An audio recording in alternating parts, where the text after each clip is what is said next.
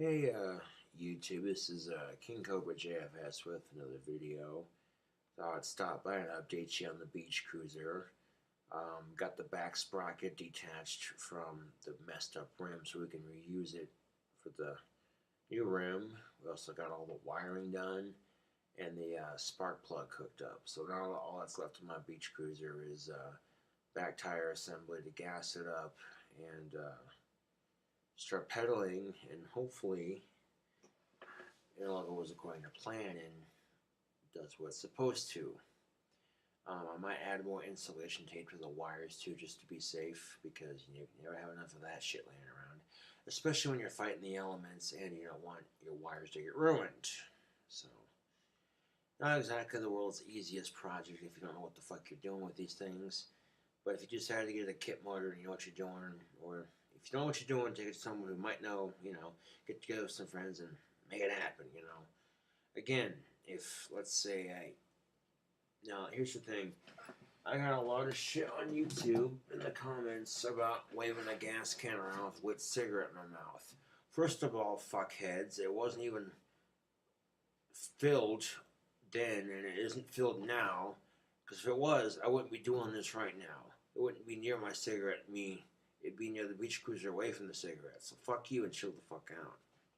Okay. Second of all, this thing holds 2 gallons. So let's say my beach cruiser motor gets 150 miles to the gallon. Times 2, that's 300 miles to the gallon, which means this can fill my tank for 300 miles once it's properly filled and mixed. Okay. That's something to think about, especially when you get some of these cars that get okay gas mileage or decent gas mileage, but with gas as expensive as it is, And at some point, you're going to have to find a way to clone that oil, because gas is going to be running out of the Earth's crust and all that. Which means if you don't do that, gas is going to be, instead of being $3 to maybe $4, $5, $6 a gallon, may show up to $23 a gallon. And if you're, all of a sudden those Priuses that run on gas are going to be expensive to fill, and sales for ethanol and all that's going to go through the roof, and especially with those cars who drive it. Or you could, save all that headache and just start figuring that shit out now and be prepared for it, so when it does hit, the gas shortage isn't going to be an issue, because you may not be able to drill for it out of the earth, but if you'll be able to use the cloned oil you have stored up, that technology is not far off. I guarantee you this, because we now have Google Glasses. Think about it for a second. Just something to think about.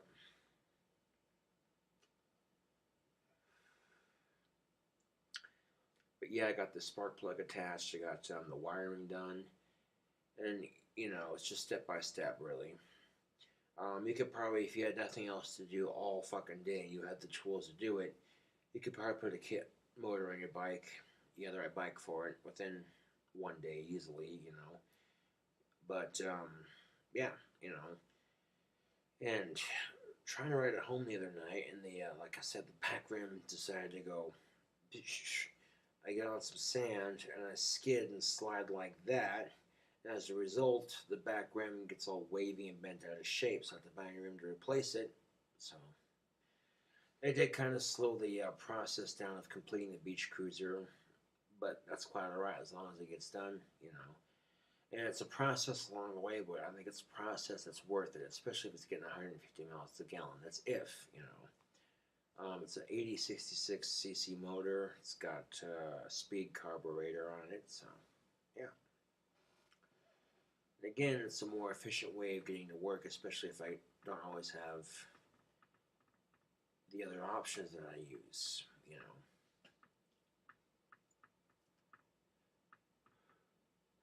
So the beach cruiser's almost done.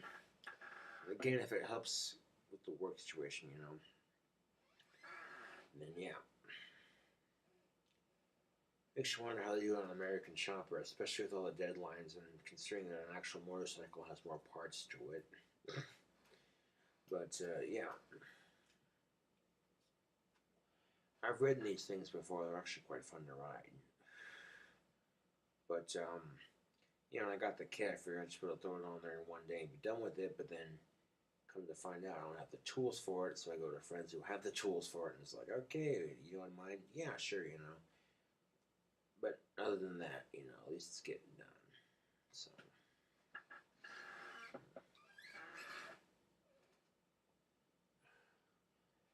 People may call me crazy for thinking about cloning the oil, but in the long term, eventually you're going to run out of oil. Now, we have enough oil to last us maybe 2, 3, 400 years or so. If cars by then are still running on oil and gas to power themselves, then you might want to consider finding some technology to make that will involve cloning the oil you have, because at that point, the oil fields you have now are probably going to have drilled out all the oil by then. Hard to say in the future, you know. But then again, that kind of technology, for when it does hit, you can be prepared for it. And well, that'd be a bad idea. Something to think about, you know. Stupid me for thinking stem cells could clone it. I'm thinking, well, if you can find a way to clone the gas, the supply goes up, demand for it goes down, becomes cheaper. Take some of that money you make off of it and give it to the oil company so the coworkers can get paid to still drill they'll drill less for it, you know, because they'll be able to take what oil they do have and split it. Half that oil gets cloned, the other half gets used for regular oil, doesn't get cloned, you know. I think it makes sense in my autistic mind, but maybe to you it sounds crazy, but to me it sounds like something to, you know, make that issue less of an issue when it does come up. And I'm pretty sure I'll be long gone and dead by the time that issue does hit and reincarnated into someone else's life, most likely. But, yeah. Here's what I believe. Once the Earth does go kaboom completely, the sun dries out, we have a couple, maybe 2, 3, 400 years of ice age, and then it just goes and it's done. All the energy that built up to that, what's going to happen to that energy when it's done with?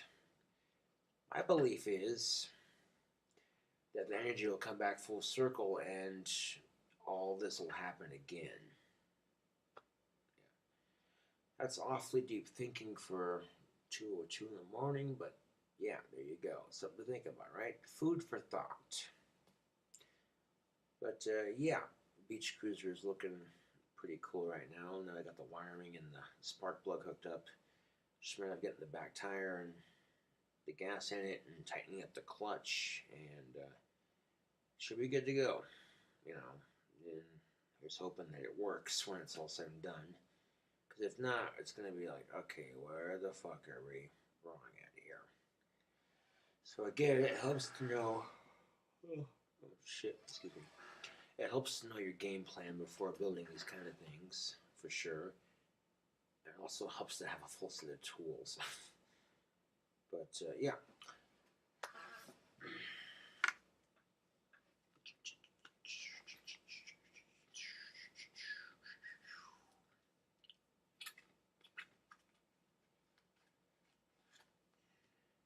And the back rim breaking on me while riding at home one night, and the engine wasn't even fully assembled, thankfully enough. Otherwise, that crash could have been a little worse.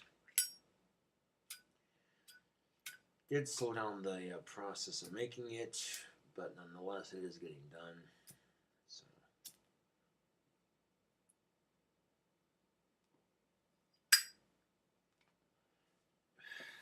Because apparently the comment in the last video was, I find the lack of Beach Cruiser talk in this video disturbing, or some stupid shit like that.